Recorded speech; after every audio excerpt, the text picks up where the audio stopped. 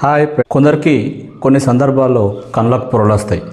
చుట్టుపక్కల ఉన్నవారు ఎవరు ఏమిటి అని కనిపించని సందర్భాలు అవి.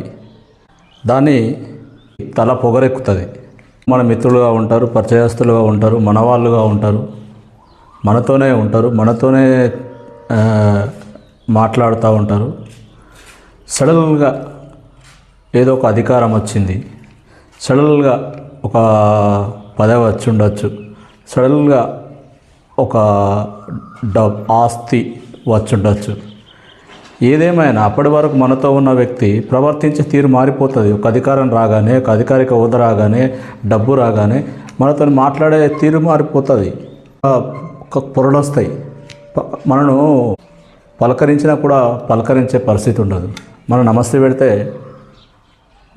వాళ్ళు ఇటుపక్క చూసుకుంటూ పోతారు. అది ఎంతో అర్థం కాదు. సరే, నువ్వు అభివృద్ధి సాధించినావు, నువ్వు సక్సెస్ అయినావు, అందరికీ చాలా మంచి విషయం, సంతోషం.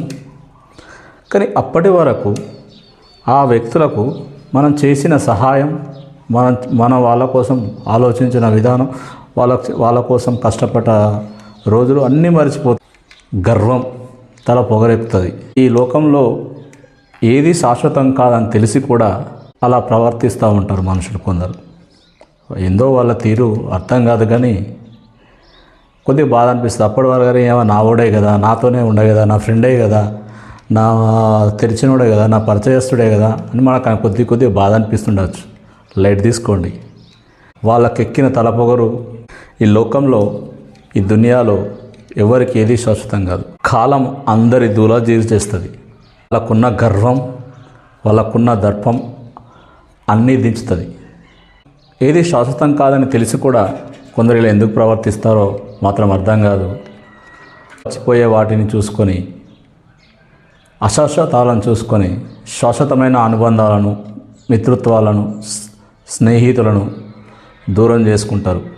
మళ్ళీ అంత మంచి మిత్రులు, మళ్ళీ అంత మంచి స్నేహాలు, మళ్ళీ అంత మంచి అనుబంధాలు, మళ్ళీ అంతమంది పరిచయాలు వాళ్ళకు దొరకకపోవచ్చు. మీరు మాత్రం అస్సలే బాధపడకూడదు. మీతో ఇలాంటి మిత్రులు ఉంటే హ్యాపీగా వాళ్ళను వదిలేసేయండి.